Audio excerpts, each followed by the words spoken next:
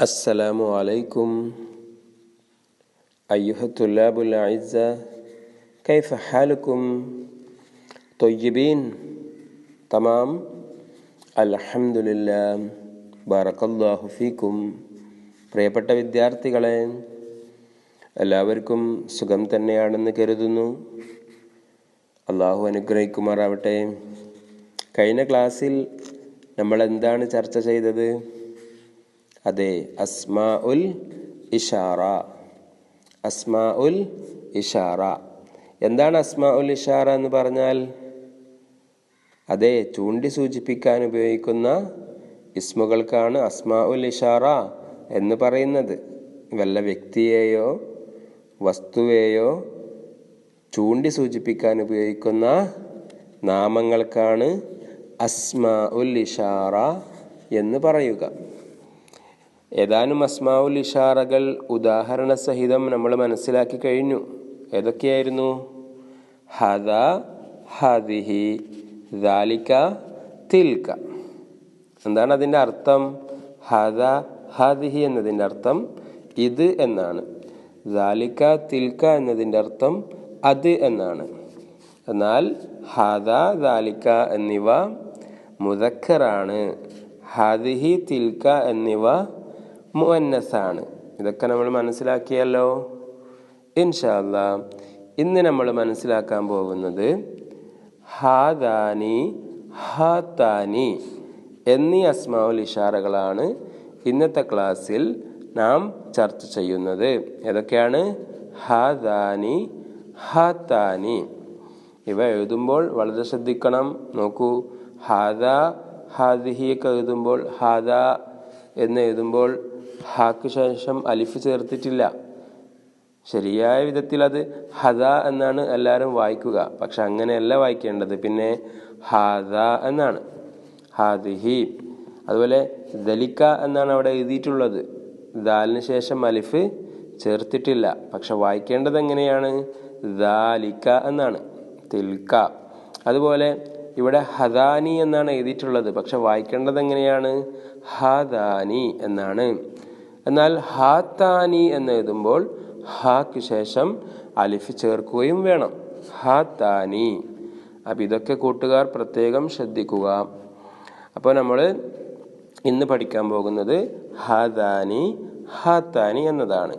അതിനുശേഷമുള്ള ഹ ഉലായി, ഉലായിക്ക എന്നിവ അടുത്ത ക്ലാസ്സിൽ നമുക്ക് മനസ്സിലാക്കാം. അപ്പോൾ നോക്കൂ, ഹാദാനിൻ്റെ അർത്ഥം നോക്കൂ. ഹാദാനി അതിൻ്റെ അർത്ഥം ഇവ, ഇവർ എന്നാണ് അതിൻ്റെ അർത്ഥം. ഹാദാനിൻ്റെ അർത്ഥം ഇവ, ഇവർ. ഇനി നോക്കൂ, അത് മുദക്കറാണ്. ബ്രാക്കറ്റിൽ ശ്രദ്ധിക്കൂ. ഹാദാനി എന്നുള്ളത് മുദക്കർ, പുല്ലിംഗമാണ്. അതുപോലെ മുസന്ന ദ്വിവചനമാണ്. രണ്ടെണ്ണത്തെ അറിയിക്കുന്നതാണത്. മുസന്ന എന്ന് പറഞ്ഞാൽ ദ്വിവചനം. അപ്പം എന്താണ് മുസന്ന? മുദക്കറൊക്കെ നമ്മൾ മനസ്സിലാക്കി. മുസന്ന എന്താണ്? അറബിയിൽ ഇസ്മുകൾ അഥവാ നാമങ്ങൾ, പേരുകൾ, അത് അതിൻ്റെ എണ്ണത്തിൻ്റെ അടിസ്ഥാനത്തിൽ മൂന്നായി തരംതിരിച്ചിരിക്കുന്നു. ഏതൊക്കെയാണത്? നോക്കൂ, അതിലൊന്നാമത്തത് മുഫ്രദാണ്. മുഫ്രദ്, ഏകവചനം. മുഫ്രദ് എന്ന് പറഞ്ഞാൽ ഏകവചനം, ഒന്നിനെ അറിയിക്കുന്നത്. അതിന് ഉദാഹരണം നോക്കൂ. മിസാൽ, ഉദാഹരണം, ഖലമുൻ. ഖലമുൻ എന്ന് പറഞ്ഞാൽ പേന, ഒരു പേന എന്നാണ് അതിൻ്റെ അർത്ഥം. ബിൻതുൻ എന്ന് പറഞ്ഞാൽ പെൺകുട്ടി അഥവാ ഒരു പെൺകുട്ടി.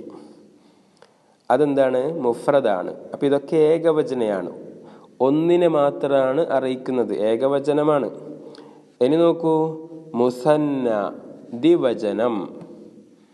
മിസാൽ, അതിൻ്റെ ഉദാഹരണം നോക്കൂ.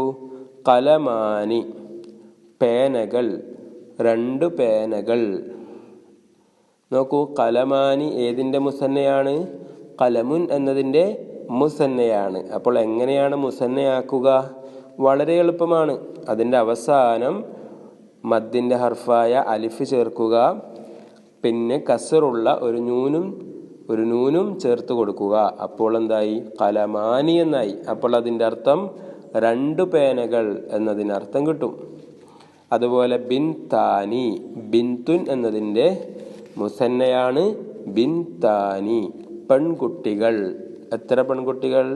2 പെൺകുട്ടികൾ. ഇനി മൂന്നാമത്തെ വിഭാഗമാണ് ജംഅ, ബഹുവചനം. അതിൻ്റെ മിസാൽ ഉദാഹരണം നോക്കൂ.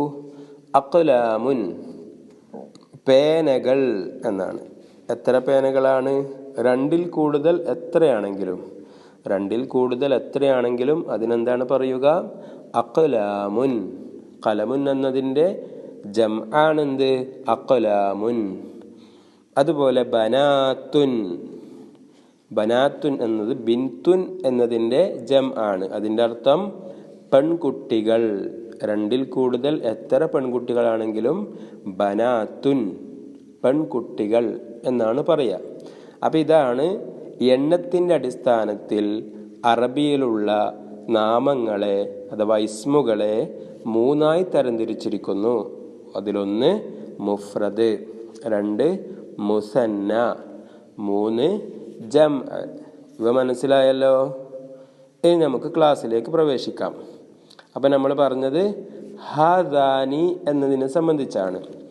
ഹാദാനി എന്നുള്ളത് മുദക്കറാണ്, അപ്രകാരം മുസന്നയുമാണ്.